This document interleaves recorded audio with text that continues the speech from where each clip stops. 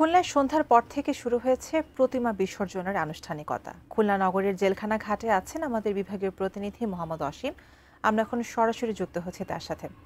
অসীম, সারা দেশে প্রতিমা বিসর্জন চলছে, বিজয়া দশমীর আনুষ্ঠানিকতা চলছে। তো খুলনাতে আপনি এখন যেখানে আছেন সেখানের প্রতিমা বিসর্জনের আনুষ্ঠানিকতা আপনি কেমন দেখতে পাচ্ছেন, একটু জানান আমাদের। প্রতিমা বিসর্জনের মধ্য দিয়ে কিন্তু সনাতন ধর্মাবলম্বীদের যে 5 দিনের ধর্মীয় উৎসব সেটি কিন্তু সমাপ্ত হচ্ছে। খুলনার আমি যেখানে আছি জেলখানা ঘাট এলাকায় কিন্তু সন্ধ্যার পর থেকে এই প্রতিমা বিসর্জন কিন্তু শুরু হয়। এখন কিন্তু প্রতিমা বিসর্জন শুরু হয়েছে। আসলে দুপুরের পর থেকে ভক্তরা কিন্তু উল্লাস করেছিল, তারা যে সিঁদুর খেলা সেটি করেছিল, সেটি শেষে কিন্তু তাদের যে প্রতিমা বিসর্জন সেটি কিন্তু তারা করছে। এখন আপনি দেখতে পাচ্ছেন যে খুলনার যে সমস্ত মন্দিরগুলো রয়েছে সেসব মন্দিরের প্রতিমা কিন্তু একে একে বিসর্জন দেওয়া হচ্ছে। আর এই খুলনার যে ভৈরব তীর আছে সেই ভৈরব তীরে, ভৈরব নদীতে এগুলো বিসর্জন করা হচ্ছে।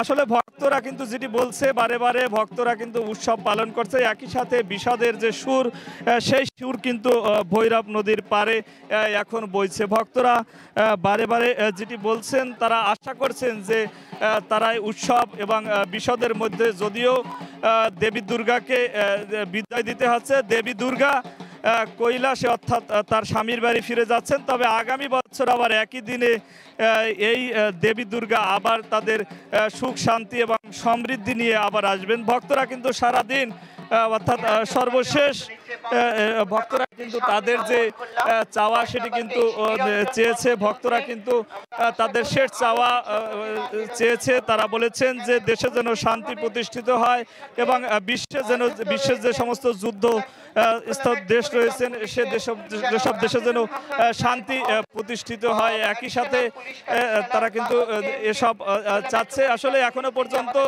খুলনার মন্দিরগুলোকে প্রতিমা বিসর্জন চলছে। এখনো পর্যন্ত আরো প্রায় 1 থেকে 2 ঘন্টায় প্রতিমা বিসর্জন চলবে বলে আমাদেরকে জানিয়েছে যারা এখানে রয়েছেন। আমার কাছে সব মিলে এই ছিল উজমা খুলনার জেলখানা ঘাট থেকে প্রতিমা বিসর্জনের সর্বশেষ খবর।